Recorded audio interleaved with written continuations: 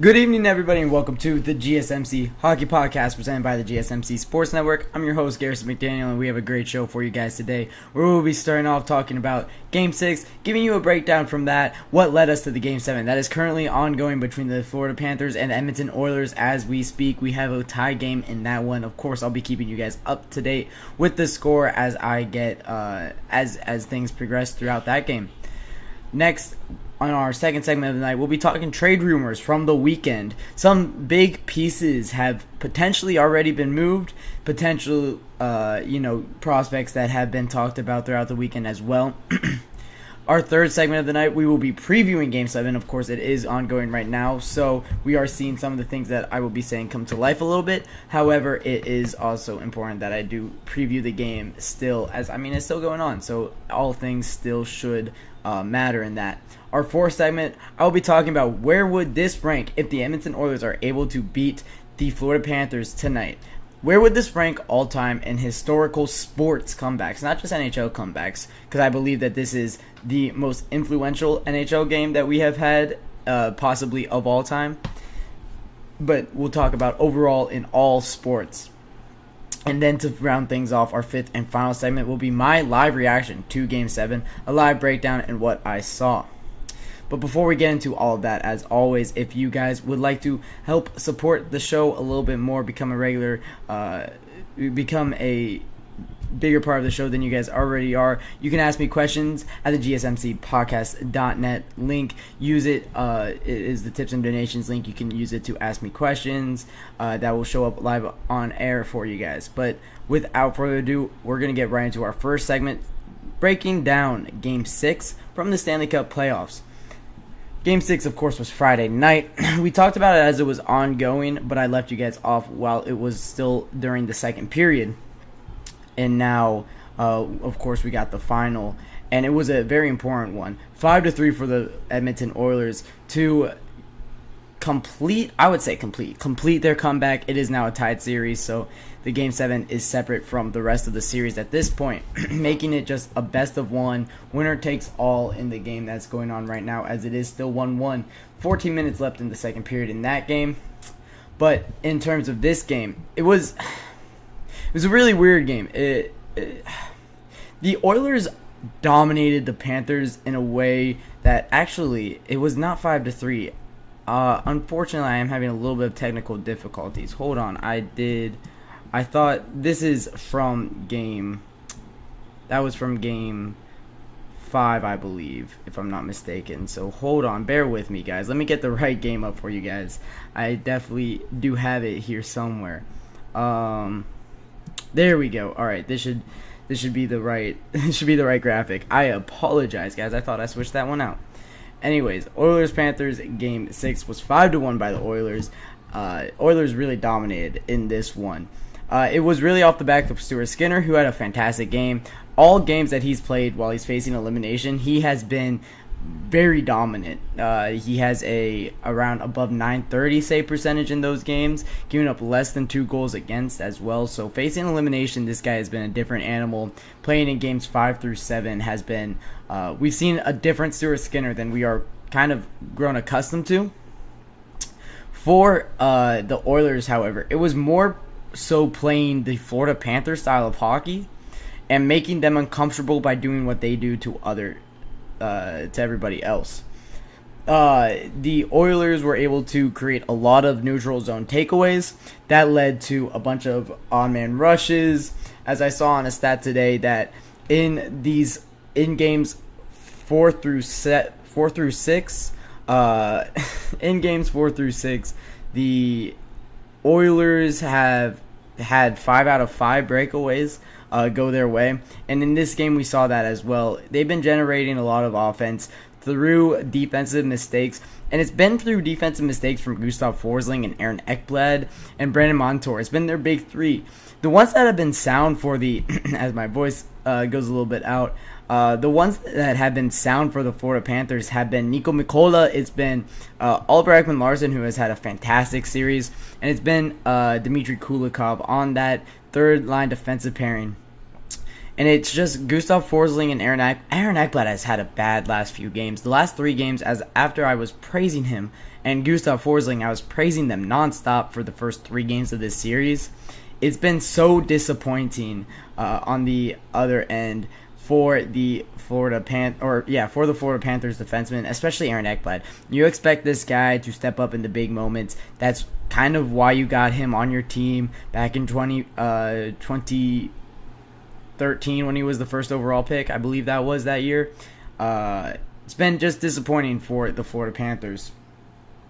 But going through the goals in this game, so Chris Knoblauch did a weird thing in this game. He had the lines that were working out for games 4 and 5. You had on the first line, it was Warren Foegele, it was Connor McDavid, and it was Zach Hyman. And that second line, it was Nugent Hopkins, Leon Draisaitl, and Dylan Holloway. But for this game, he switched Warren Foegele and Ryan Nugent Hopkins, and it seemed like, they had Nugent Hopkins on the second line and Warren Foegele on the first line. And he switched those two and put Warren Foegele on the second line, who we would think is a little worse offensive production than you're getting out of Ryan Nugent Hopkins. And that doesn't make sense on a line that you want Leon Draisaitl to start producing. And it made sense in games 4 and 5 when you had Nugent Hopkins on that second line to have him down there because you weren't getting that production out of Leon Draisaitl. But it worked like a charm in this game. Warren Foegele and Leon Draisaitl played amazingly. It was a shock when we saw them, hit the ice in warm-ups for the same line on Friday. But Chris Knoblauch knows what he does. Anything that this man touches turns to gold right now. And truly, he is a big part of the Oilers being able to kind of bounce back this entire season for them. The first goal, it was Warren Foegele, and this is why we talked about him a little bit there. It was Warren Foegele from Leon Draisaitl and Brett Kulak. It was a fantastic pass by Leon Draisaitl, one of the best ones I've ever seen. Just absolutely being able to thread the needle in that one, and able to get that goal for Warren Foegele with his 3rd goal of the playoffs. This guy stepping up, coming alive when it matters most. The second goal was Adam Henrique from Matthias Janmark and Matthias Ekholm. This was also a cross-crease goal. That's kind of their style in these. That was their style in the early goings of this game. That goal also came with 46 seconds into the second period. Really blew this game open. And then it's a Zach Hyman breakaway goal. It was a Ryan Nugent-Hopkins block shot that led to Zach Hyman on a breakaway, scoring the 3rd goal of the game, getting the Oilers to a 3-0 lead. Alexander Barkov, with a fantastic individual effort, tried to make some efforts at a comeback for the Florida Panthers, making it 3-1. It was a fantastic individual goal by Alexander Barkov, but it was all for naught as Ryan McLeod and Darnell Nurse both get empty net goals. And I mean, really fantastic game played by the Edmonton Oilers. And you don't get a shot on net from shot on goal from Connor McDavid. He doesn't have a point in this game, and you're winning 5-1. That's a fantastic sign for the Edmonton Oilers, especially as they're going into a Game 7 where you don't know if you can really rely on that guy. You want to hope that you can, but you don't know for certain if he will be able to turn provider for you. So we will see what that looks like for the for the Edmonton Oilers. And as this game is going on, it is still 1-1 with 12 minutes left to go. Of course, I'm keeping an eye out on that game as I'm doing this for you guys. But going into the stars of the night from Friday night, the first one is Stuart Skinner. It absolutely is Stuart Skinner. Deservingly so, 20 saves, only 1 goal against. It's a .952 save percentage. Talked about how great this guy is. Talked about how great this guy is in his closeout games, and we're seeing that here. 20 saves, 1 goal against, .952 save percentage. Fantastic game played by Stuart Skinner here. And the second start of the night, it's Warren Foegele. A goal and assist on only 14:40 time on ice.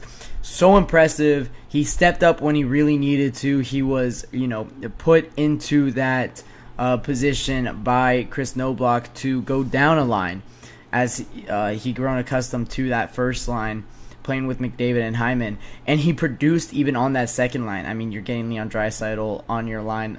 It makes sense how you're producing, but This game, it was a dominant one by the Oilers. The Panthers were outshot in the first period, like 13-4 something, and then was able to switch it back on. But it was the giveaways and the Oilers' forced takeaways that got the Oilers the win in this one. I believe that let me make sure I get the stat right. It was 18 takeaways for the Oilers to the Florida Panthers' 5 in this game. Absolutely dominant. The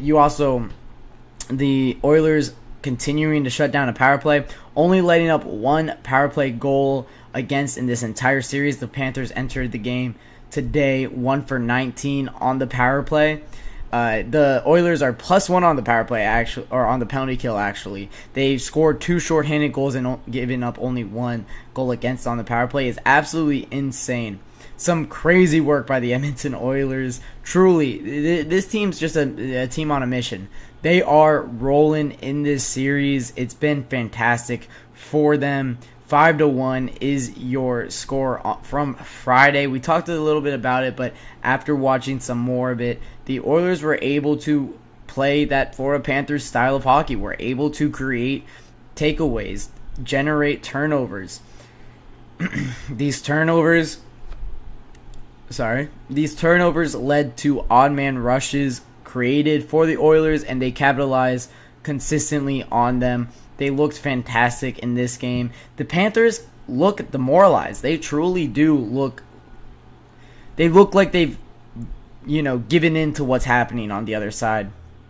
That crowd in Edmonton was insane as well. That game 6, truly, I don't think I'll see a hockey crowd similar to that for a while at least. Until I see a Canadiens in a Stanley Cup final, maybe a Maple Leafs, but I still don't think that the Maple Leafs can generate what the Edmonton Oilers just did. That was a passionate fan base that were celebrating their team's achievement, and it was insane to watch. It was so much fun to watch. The Edmonton Oilers tie up the series in this Game 6.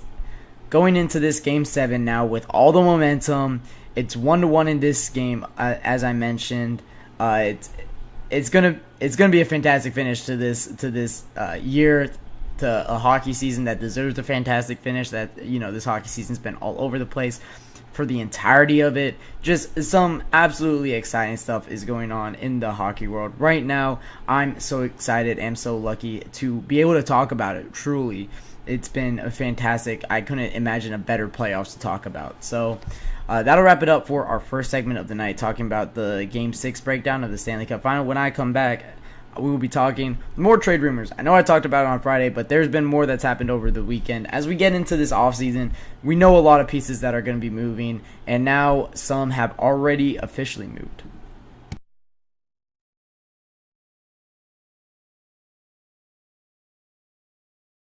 I feel like I'm losing my mind. Is everybody in the world blind? Please, Lord, give me a sign, a sign.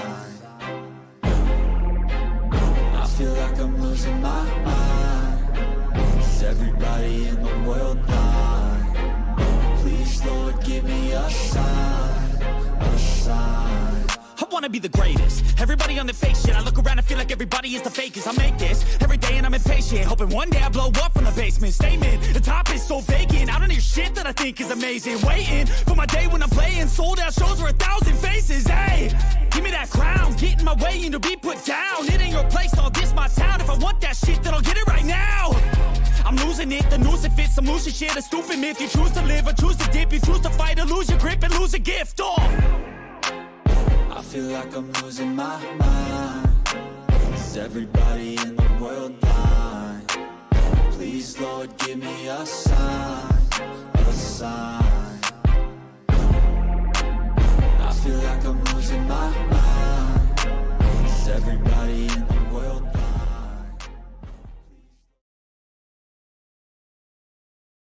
Welcome back to the GSMC Hockey Podcast, presented by the GSMC Sports Network. We're in our second segment of the night, talking about NHL trade rumors from the weekend. What has, come to life after a couple of days where things were kind of flying out of nowhere. the biggest one that did happen today. Let me actually make sure I get all the pieces right in this trade here. Give me 1 second. Actually, it is Linus Ullmark being traded to the Ottawa Senators, the team that we knew was definitely gonna be a suitor for a goaltender here, and for the Boston Bruins in their official announcement. What they got back for Linus Ullmark, a former Vezina winning goaltender, Joonas Korpisalo, who was statistically the worst goaltender in the NHL this past season, the 25th overall pick in this future draft. I believe if we are going through my mock draft, that would be somewhere around Liam Greentree, maybe. Actually, now I'm curious who would be 25th overall in my mock draft that I did. It would be, once I get there, 25th overall was Lushenko, which is Jet Lushenko is a very good prospect, so that's actually not too bad. I do like Jet Lushenko a lot, but you're getting some guy around there, someone like that. Of course, my mock draft isn't going to be 100% correct. Sorry.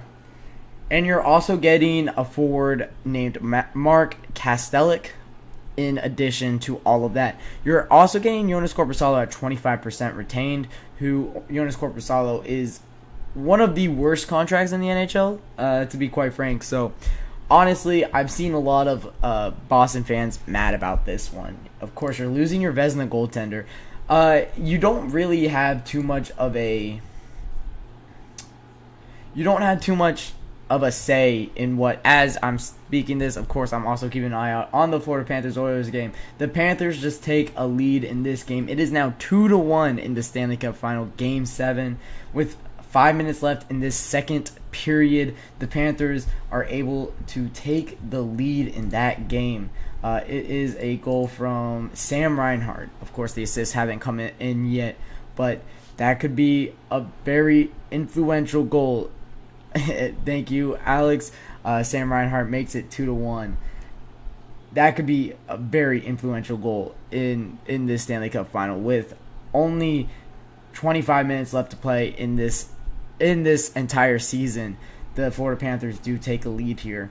But as I was saying, for Linus Ullmark, we knew that they weren't going to get back what they really wanted. Like, they weren't going to get a package back for this guy. He's made it clear that, or you made it clear that you're trading him. So now it's just the best bidder, and everybody, and truly, it was only a handful of teams that were really looking for a goaltender. The Devils already got there, and with the Markstrom return that they got, or with what they had to give up for Markstrom, it didn't seem like goalies were that too valued this year, is the problem here. So this is kind of what happens. You end up with a return that you're not too happy about, but you have Jeremy Swayman still. You're not really worried about your goaltending situation. You're more or less worried about your prospect situation and then your forward situation right now. If you're the Boston Bruins, hopefully for them, they can hit on that 25th overall pick. If not, I think this team spirals a little bit in the upcoming years. Does a little bit worse next year, does a little bit worse the next year, and then it starts to enter a rebuilding or retooling phase.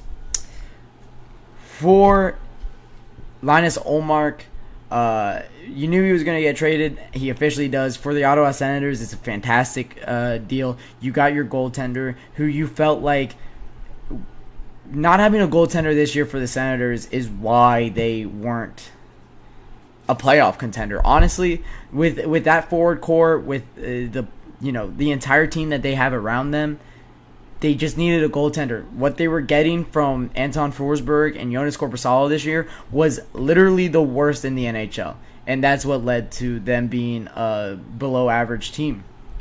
So, congratulations for the Senators. They're looking like they'll be in the playoff hunt next year. Moving on now, I heard a lot of noise about Rucker McGorty going somewhere this offseason over the weekend. Of course, he announced that he was going back to Michigan for his third year in collegiate hockey after being drafted in the first round in 2022 by the Winnipeg Jets.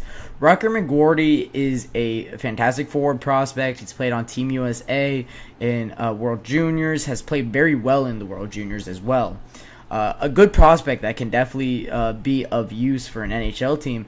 And it kind of left you scratching your head, like, why aren't they trusting in Rucker here? Why aren't they taking him into the NHL team?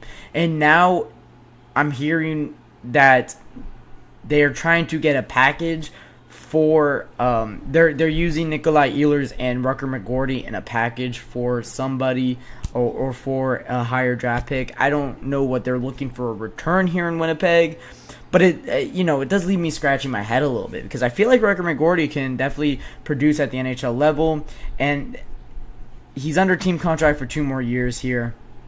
We'll see where he ends up if he does end up getting traded. I believe he absolutely does because he deserves to be playing in the NHL.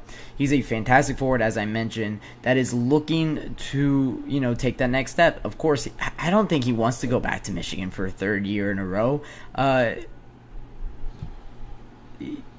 It's a fun place to play. You're playing with a lot of talent around you, but I mean, that team was not that great this year. With a lot of fantastic individual pieces. I mean, what are the individual pieces they had? They had Frank Nazar on their team. They had Gavin Brindley, who was playing fantastic. They had Rucker McGorty. They had a really good defense on top of all that, and a fantastic goaltender on the back end. I only know all this because I wrote for the Ohio State men's ice hockey team and had to watch them destroy the Ohio State men's ice hockey team while I was in the press box for that game. So they had fantastic talent, and it's a fun place to play. But when you're NHL ready, you just want to get to the NHL, and it makes sense. Another big name, Brett Pesce, is coming up in a lot of talks. What's going on in Carolina, man? Their entire team wants out. Martin Necas is good as gone on that team. Brett Pesce wants to be gone. Teuvo Teravainen still, I'm not hearing anything with contract talks for him. You have Jake Gensel, who's a pending UFA, who admitted that he wants to return, so we'll see what happens there. On the back end, I heard Brady Shea's not returning, which will be a huge loss to their defense decor. So the Carolina Hurricanes are kind of all over the place right now, and for a team that was, perennial 100-point contender, you're wondering what's going on. Of course, they lost their general manager this offseason. He went to take control of the Columbus Blue Jackets. Don Waddell this is. So maybe that adds a little bit to all of this. Just their new general manager isn't being able to negotiate as well as Don Waddell was able to. But, I mean, this entire team wants out in Carolina. So we'll see what happens with all of that. Of course, you have a fantastic core around Sebastian Aho, who is a superstar. So Jake Gensel will return, who played fantastic for the Carolina Hurricanes in the last half of the year after they got him for the trade deadline. You still have 2 fantastic goaltenders in Kochetkov and Freddie Anderson. So we'll see what goes on in Carolina. But right now, it looks like a lot of people went out, and we'll see if they're able to replace them. Other big rumors that I've heard. Okay, I'm trying to think about how to phrase this. I saw on Twitter today that the Toronto Maple Leafs and the Utah Hockey Club have come to an agreement for a trade with Mitch Marner. However, this could just be a rumor, and this isn't 100% information. It's just a rumor I saw on Twitter from a former NHL insider writer. So I don't know how reputable this is. This could not have happened. However, Mitch Marner rumored to be going to the Utah Hockey Club. And if this is true, that is insane. That is I can't wait to see the return. That return for a Mitch Marner is gonna be, that's a blockbuster. That truly is a blockbuster trade. You're not gonna give up Logan Cooley. You're not gonna give up Clayton Keller in a trade like this. You're not gonna give up Maybe a Dylan Guenther you're willing to give up for a Mitch Marner, maybe. No, I mean this is a blockbuster trade here. It's gonna have, of course, it probably involves a top round pick here for the Utah Hockey Club if they have actually come to terms for a trade here. But this could be very influential for both teams. Mitch Marner, a 100-point getter, however, playing with the superstars of the Toronto Maple Leafs, so you don't know how much you take that to account there. And then on the other end, a Toronto Maple Leafs team who believe that they're ready to win now, but just lacking depth pieces. If they're able to get some in this trade back, that team could be very good. So we'll see what the return is. If this is true, of course, it's just a rumor, as I said previously. So take it with a grain of salt. But if Mitch Marner does go to the Utah Hockey Club, that is a crazy big trade in the NHL. So we'll see if that does happen. I saw that if it did happen, it would be announced on the draft floor over on Friday. So we'll see. I'm also hearing a lot of trades can be going down on the draft floor on Friday. I can't wait to talk about all of that. But that'll wrap it up for our second segment on the GSMC Hockey Podcast. When I get back, we'll be talking about Stanley Cup Final, Game 7, talking about the preview, talking about the lines, going into this game, what's been different for both teams. Looking for your daily fix of sports talk without having to pay for it? GSMC Sports Network is available on YouTube. Just search GSMC Sports Network. Get your fix of daily sports talk shows on YouTube, absolutely free. NFL, college football, NBA, MLB, MMA, UFC, fantasy football, and so much more. GSMC Sports Network has shows running all day long, with new sports shows starting every 2 hours. Just like on your favorite cable sports channel, except GSMC Sports Network is absolutely free. Just search GSMC Sports Network on YouTube to catch one of your new favorite shows, like the GSMC College Football Podcast, Chip Shot Football Podcast, Hoops and Heels Women's Sports Podcast, GSMC Basketball Podcast, and so many more. Check it out for yourself. GSMC Sports Network, now available on YouTube absolutely free. Search GSMC Sports Network on YouTube right now. Welcome back to the GSMC Hockey Podcast presented by the GSMC Sports Network. We're going into our third segment of the night, the Stanley Cup Final Game 7 preview. But before we get into that, as always, if you guys would like to become a bigger part of the show, help support out the creators here. Help support the creators out here at the GSMC Podcast Network, GSMC Sports Network. Use the tips and donation, GSMCpodcast.net. That is appearing across your screen right now. But as always, we're talking about a preview here. As kind of grown accustomed here on the GSMC Hockey Podcast, we're talking about previews as the game's currently going on. It's just what time we do the podcast, and it makes sense. For this game, however, this is going to be the most watched hockey game of all time. I think everybody has already kind of realized that. There's so much that goes into this game. So many storylines. First off, Ryan Nugent-Hopkins was drafted to the Edmonton Oilers 13 years ago to this day. June 24th, 2011. Ryan Nugent-Hopkins became what was the run of first overall picks for the Edmonton Oilers. He is the only one that stayed of Hall, Nugent-Hopkins, and Nail Yakupov. And then, of course, in 2015, they also have the number 1 overall pick where they do select Connor McDavid, but that's in a different kind of a different era for these Edmonton Oilers. It's crazy. They won the lottery in 4 years. This luckiest team ever, but they didn't hit too well on their picks. So I mean, law of averages, I guess. For the Edmonton Oilers, however, Nugent-Hopkins is the only number 1 overall pick from that 3-year run that stayed, and he is playing for the first line 13 years to the day later in a Stanley Cup Final Game 7 for this team that he has loved, that he has played for, that he is an assistant captain for. He is playing on that first line like he did in Game 6, Game 1, Game 2, and Game 3 of the Stanley Cup Final with Connor McDavid and Zach Hyman. Warren Foegele, Leon Draisaitl, Dylan Holloway is your second line here. Matthias Janmark, Adam Henrique, Connor Brown is your third line. Ryan McLeod, Derek Ryan, and Corey Perry is your fourth line. There we go.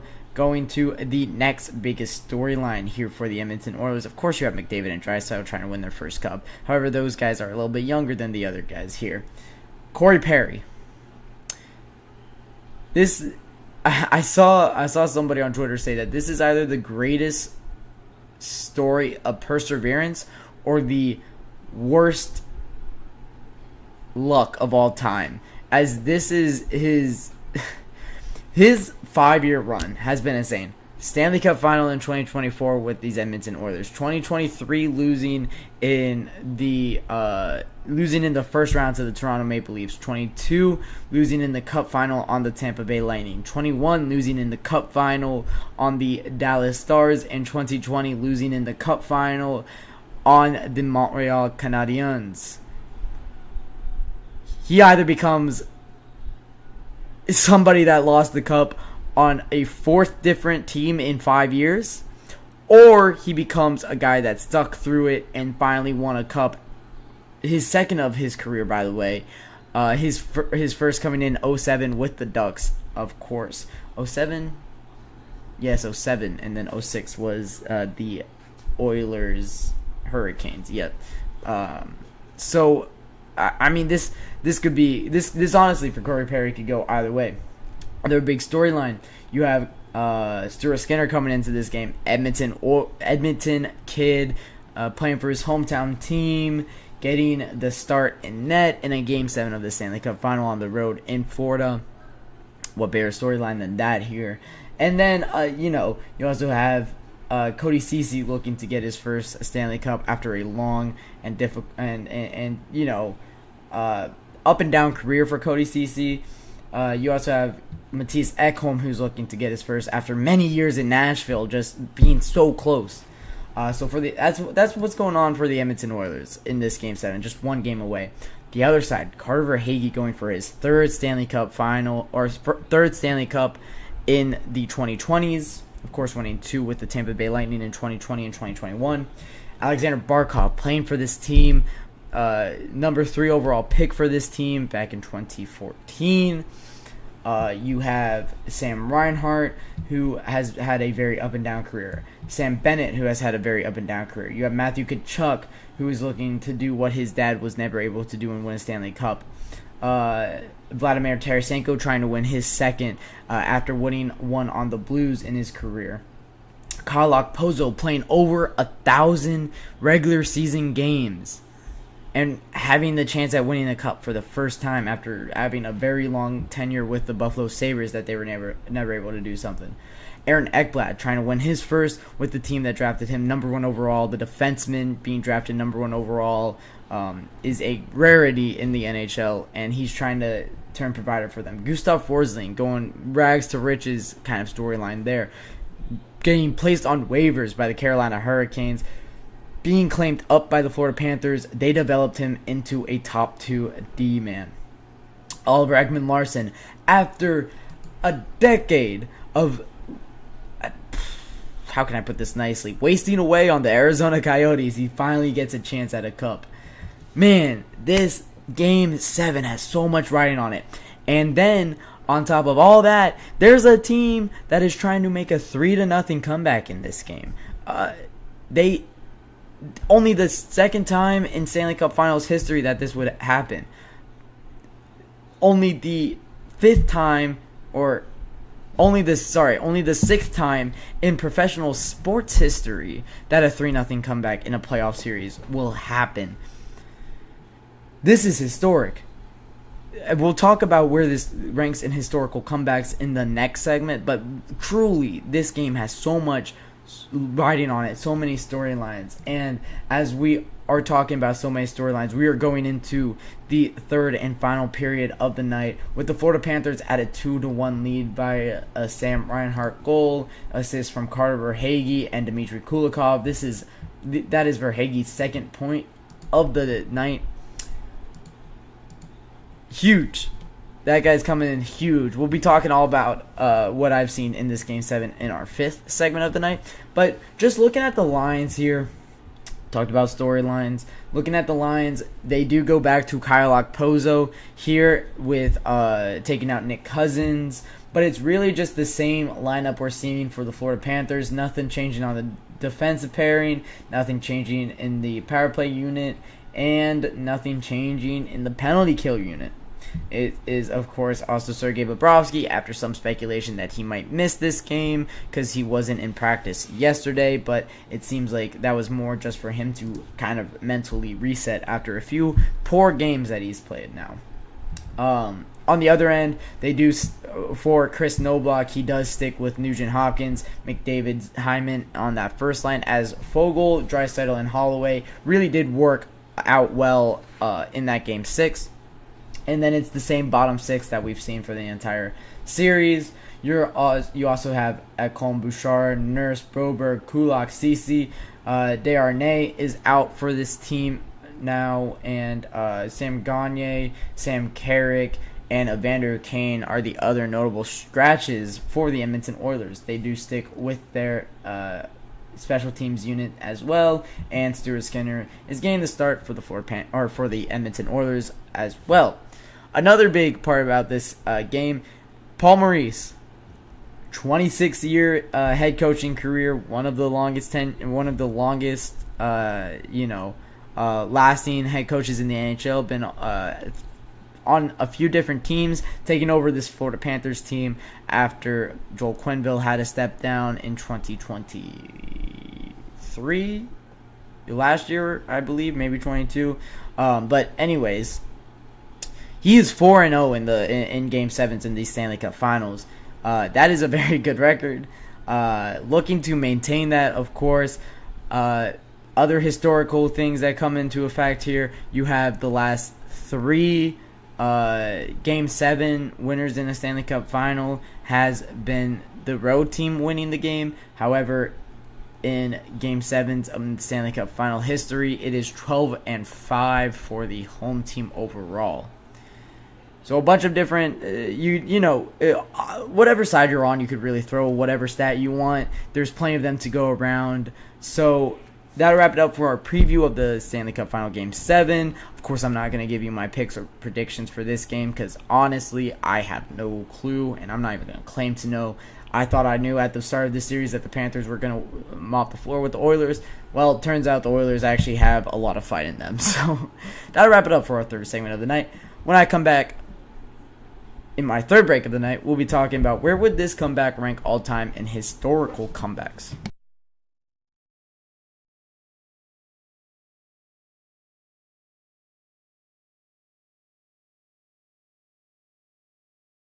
For the best and latest podcasts available anywhere, go to the podcast app on your cell phone and type in GSMC to access free content-rich podcasts on health and wellness, book reviews, sports, entertainment, relationships, social media, movies, technology, finance, and even weird news. Subscribe and download the GSMC Podcast Network's family of shows, available everywhere podcasts are found.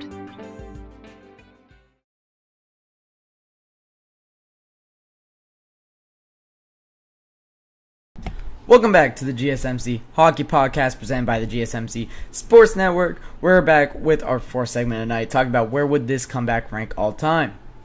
To know where it would rank all time, we got to talk about the greatest sports comebacks. Also, it might not even happen as the Florida Panthers are up 2-1 in this game here. One more period left to play for all the marbles, whatever sports cliches you want to toss out here. You do have this final game left to play, final period left to play. Of course, the Oilers are going to look to come out strong, come out firing here. Whatever Captain Connor is saying in that locker room right now, I promise you it's better than anything that I could come up with in my head. But if they were to win this game, let's just say hypothetically they were to win this game, where would this comeback rank all time? I have just a list of probably the biggest comebacks in each sport here. In hockey, it's probably the 42 Maple Leafs Red Wings, 3-0 Stanley Cup Final. Maple Leafs were able to come back in that series, winning that Stanley Cup in 1942. However, this is 80 years ago. I have in football the Patriots 28-3 I also kind of have honorable mentions for biggest collapse. This isn't a comeback, but 18-1 Patriots in 2007 when they lost that Super Bowl. That's a huge collapse. But that is more on the collapse side than on the comeback side that we're talking about here. In baseball, I have Yankees-Red Sox in 2004. That is the only other 3-0 comeback in professional sports that's not hockey. It is, of course, the Red Sox. Was it the Red Sox that came back in that series? I gotta make sure. Or was it... Yeah. Oh, Terry Francona managed this team. That's insane. But anyways, let's make sure. Yes. That was the Red Sox making the comeback in that series. I had to make sure I had my facts straight. But yeah, the Yankees collapsing in 2004 with a 3-0 comeback by the Boston Red Sox. That's a huge story just because it's the Yankees-Red Sox rivalry. Of course, the Babe Ruth rivalry, as I call it. Very influential one in baseball. And in basketball, which is probably the one I'll be talking about most here, is the Cleveland Cavaliers in 2016. All right. Patriots 28-3 against the Falcons, I think, comes in dead last here. Here's why. It's a Patriots team that is looking for, Brady's sixth. It's looking for all of these players to win multiple rings. Like, it's not influential in their sport. Of course, it's a fantastic story, a fantastic comeback. Very difficult to do, coming back 25 points in a second half. However, it's not that crazy. Like, you're not... I'm thinking of it as, like, Connor McDavid is trying to do this to cement his name in history, the NHL. At that time, Brady has won 5 rings. He was already widely recognized as the greatest of all time. That just kind of solidified it. So I don't think... I think that comes in last on my list. Next, I have Maple Leafs Red Wings in 1942. I think that might just be because it was 82 years ago, and nobody I know was alive to watch that. So I don't know. I don't know if that's really influential. That's why I have that so down low on the list. My next one, I would say Yankees Red Sox in 04. That comes in higher because it is it is the AL East rivalry between those two historic franchises, and you have the Boston Red Sox doing it on the Yankees. That makes it just a little bit sweeter for me. But my number one here of those 4 that I listed is the Cleveland Cavaliers in 2016, coming back from a 3-1 series deficit in the NBA Finals. It's LeBron finally winning a championship in Cleveland. That makes that moment so special, and I think that is why it rivals what's going on in the NHL so well. Okay, here's why what's going on in hockey is so important. Connor McDavid is a Canadian player on a Canadian team trying to bring the Stanley Cup back to Canada for the first time since 1993. 31 years it has been since a Canadian team has won the Stanley Cup. Not for lack of trying. In 2020, the Montreal Canadiens made it to a Cup final. In 2011, the Vancouver Canucks lost the Game 7, heartbreaking fashion. In 2006, the Edmonton Oilers lost to the Carolina Hurricanes. Was that a Game 7 as well? I think it might have been. Yes, it was a Game 7 because Jason Williams was on that Hurricanes team, Mr. Game 7. But it's been since 1993 that a Canadian team has won the Stanley Cup, and that's what makes this so influential and so important, and just in the grand scheme of things, why we're talking about this as one of the greatest comebacks of all time. So I kind of hinted at it. This, I think, is the greatest comeback of all time. We talked about the Cavs in 2016 coming back from 3-1. However, it is a Cavs team that made it to the NBA Finals the year before. Lost bad to the Golden State Warriors in 2015, but they were without Kyrie Irving and Kevin Love for much of that series. So the team was better than what they showed, and in 2016 they just finally put it together with Kyrie Irving going off in Game 6. I think he dropped 40 in Game 6, and then in Game 7 played out of his mind, hitting that 3, LeBron James with the block on the other end. So it wasn't inconceivable. This was inconceivable. 10 days ago, this was inconceivable. Chris Knobloch said in a press conference after that Game 3 loss, he said, I'm so excited for the next 10 days. And now we're 10 days later, and he has a chance at making that 3-0 comeback. Truly, this seemed inconceivable. I think Sean McDonough was the one that made the call after the Game 6 win, or was it Ray Ferraro? I don't know. It was one of them that made the call after the Game 6 win.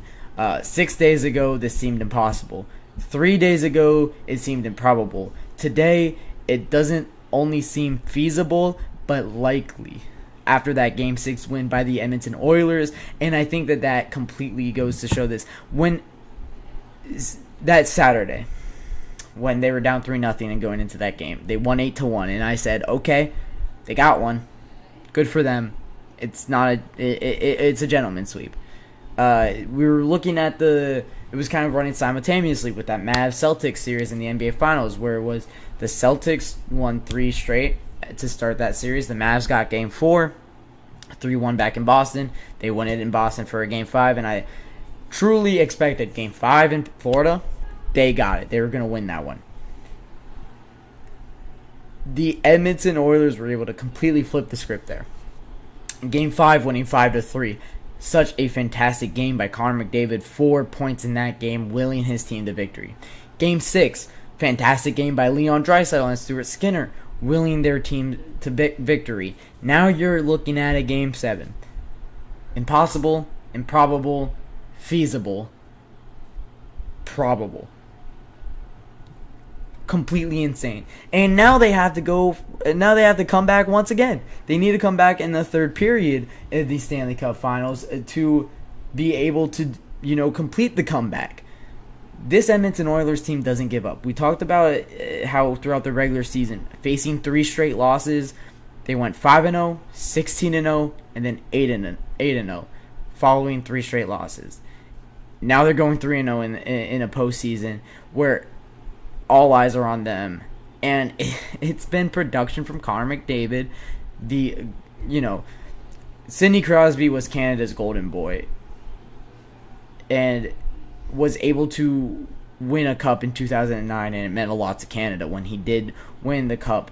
For Connor McDavid to win the cup here, I think would be just one of the biggest stories in sports. I don't know, you want to say sports history? It's been 31 years since this country that is known for this sport has won the championship for their sport. Granted, there's 7 teams in Canada, 25 teams in the States. That doesn't, the math still doesn't add up, that it would be 31 years since they won one, including the 2 franchises that have the most Stanley Cups are in Canada. If the Edmonton Oilers are able to come back in this third period, this would truly be something else in sports. So that'll wrap it up for our 4th segment of the night, talking about where would this comeback rank all time. I think this would be the greatest sports comeback of all time. When I come back, we'll be giving live reactions to Oilers-Panthers Game 7, as I have been in here for the second period, but I did get to watch a lot of that first period. So we will be talking about what I saw in that first period.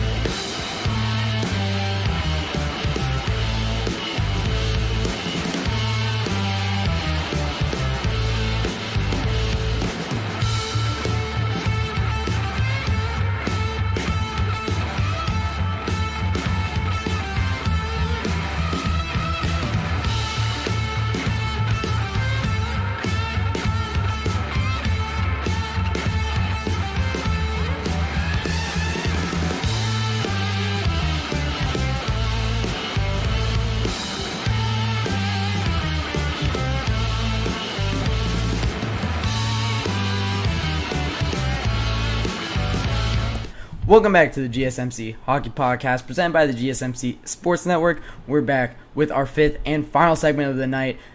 We have the Stanley Cup Finals. 2-1, the Florida Panthers. The third period has started in this Game 7 in one of the most influential games in Stanley Cup Finals history and in NHL history.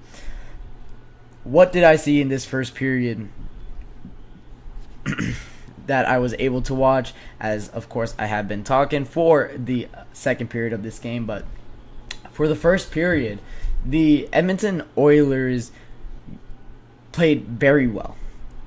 It was, however, the Florida Panthers that struck first with a fantastic tip goal by Carter Verhaeghe. It was just a simple shot by Evan Rodriguez from the left boards, sends it on net, and it's Carter Verhaeghe that gets open in the slot. It was Evan Bouchard with a little bit of a defensive miss that let Carter Verhaeghe be alone in the slot, let him get his stick on it, and Stuart Skinner's not saving that puck. And it absolutely makes sense that this goal went in here. You also have, for the Edmonton Oilers, coming back the other end, as the Florida Panthers are now going on the power play with 16.5 minutes left in Game 7. Oilers need a goal, and need a goal badly. Now going a man down for 2 minutes is not how you get that goal. Things are looking bad in Edmonton, and things are looking fantastic in Florida, as they are trying to not be on the worst side of history possible. Trying to warn off a comeback by the Florida Panthers here. But Matthias Janmark got the goal. It was assisted by Cody Ceci. This is Matthias Janmark's fourth goal of the postseason. It's his second goal of this final series. This guy has come to life here. Getting crucial assists, getting crucial goals in these games. It was him on a breakaway. It was found by Cody Ceci. It was a length of the ice pass pretty much by Cody Ceci that found Matthias Janmark kind of camping out on the other end of the blue line. And Matthias Janmark was able to bury it. It went kind of right over Bobrovsky's right leg, underneath his right blocker. Fantastic finish by Matthias Janmark that led him to that goal. And then it was Sam Reinhart. Of course, I didn't see the goal, but it was Sam Reinhart with his 10th goal of this postseason. He was so crucial for this Florida Panthers team when it came down to the regular season. And now in the Stanley Cup playoffs, he's trying to replicate that success. He had 57 goals and 94 points in the regular season, and now he's getting it done in the playoffs as well. This is looking bad for the Oilers. The Panthers have been able to kind of play the game that they are most comfortable with, playing very well at the blue line, very sound, and kind of swarming the Edmonton Oilers. Connor McDavid can't get a shot on net because down on the offensive zone, he's getting swarmed. And it's not for lack of trying. I mean, he's taking shots here. He's just not getting them through. And it was Warren Fogle with a high stick on Brandon Montour that has led, it was Evan Bouchard with a high stick on Eetu Luostarinen that has led the Edmonton Oilers to the penalty kill. That's a bad penalty to take, especially for Evan Bouchard, who is on the Edmonton Oilers. He's not on a penalty kill unit. Never mind. I thought he was on their PK unit, but he is not. But just looking at some stats here, the Florida Panthers have double the hits of the Edmonton Oilers in this game. They have 3 more shots on goal. They have 6 more giveaways, but also 3 more takeaways. The Oilers need to play better here on the offensive zone. They're not creating chances that they need to. Looking at the play-by-play, I mean, it's all the Florida Panthers. In the third period, you have 3 shot attempts by the Panthers, none by the Edmonton Oilers. 5 minutes into this third period, of course, you played the last 2 minutes on the penalty kill, but still, you need to be able to play better when your backs are up against the wall, and they're just not being able to create anything. Through the neutral zone, it was the Florida Panthers dominating in the middle part of the ice.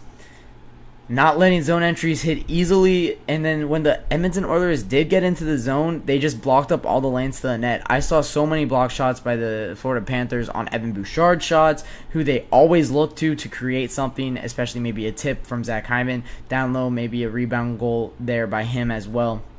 Hyman has not stepped up in this game. I kind of expected that out of him. He hasn't been able to perform too well. He hasn't been able to perform too well when really they've been down in games. So we're really looking at Connor McDavid to step up in this game. McDavid still has yet to record a shot on goal. He hasn't recorded a shot on goal since his empty net goal in Game 5 that was, that Matthew Tkachuk diving stop that led to McDavid just scoring the goal. Anyways, this Edmonton Oilers team is really wasting such a historic special teams run, especially. The Florida Panthers are 1 for 21 on the power play in this Stanley Cup final. The Oilers have only given up 4 power play goals the entire postseason at a 96% PK rate. You can't waste this. I mean, you have to take advantage of this. You can't waste this 3-0 comeback. That's what's looking them in the face right now. They're down 2-1, 14 minutes left to go. What am I expecting to change here in the third period? Well, first off, you're going to start double shifting Draisaitl and McDavid. They're going to play, between the two of them, they're going to play 12 and a half of the last 14 minutes of this game. I mean, you got to look to them to be able to produce here. Already, Draisaitl has 14 and a half minutes on the ice. McDavid has 17 minutes on the ice. Ekholm has 18. Evan Bouchard has 19 already, and you still have 13 and a half minutes left to play. I would expect Bouchard to be around 26 minutes by the end of this game. Mattias Ekholm somewhere around there. It's also, you have an .895 save percentage from Stuart Skinner, so he's not playing too well. But maybe this is just a Bobrovsky game here. He stopped 14 of 15 shots on goal. They might just be getting goal lead here, and Bobrovsky is turning back to that brick wall. He did have that absence in practice yesterday that everybody was questioning about. Maybe that is just what they needed out of him. Maybe this has turned a new leaf for Bobrovsky, was able to get back into this Game 7. Unfortunately, he probably won't be winning the Conn Smythe, as I believe that it is a foregone conclusion as entering today. McDavid was a minus 5,000 to win the Conn Smythe. That's insane. So that really shows, win or lose, he is the Conn Smythe winner. We'll see how he reacts when he does have to accept the trophy around a bunch of people celebrating after he just lost a Game 7 in heartbreaking fashion. If they were to lose here, they still haven't lost. It has been a bad performance from the second line of the Edmonton Oilers. -2 from Warren Foegele, -1 from Leon Draisaitl, -2 from Ryan McLeod, who was on the third line but probably played on the second line for both those goals. Ryan Nugent-Hopkins a -1, Brett Kulak a -2. The team is looking for a hero here. It's only 2-1. You're only down by 1. You have 12 and a half. You have 13 minutes left to play in this game. You're just looking for a hero here.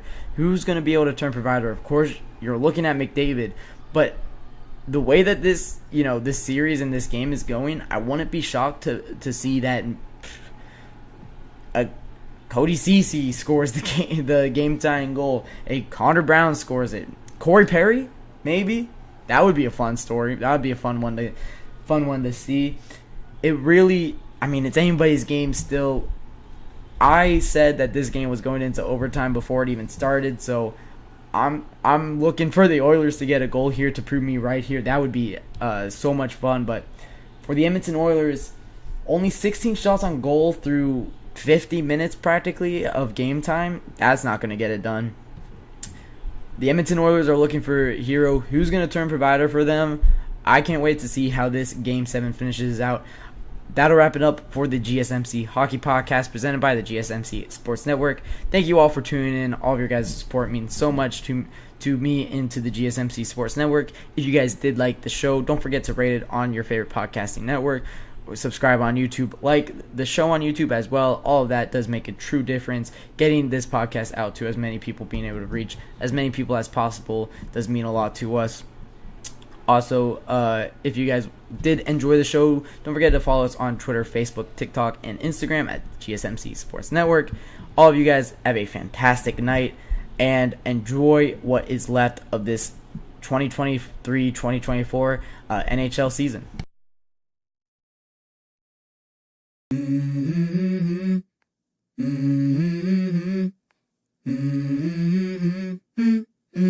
Let's go. I wake up to a little bit of drool.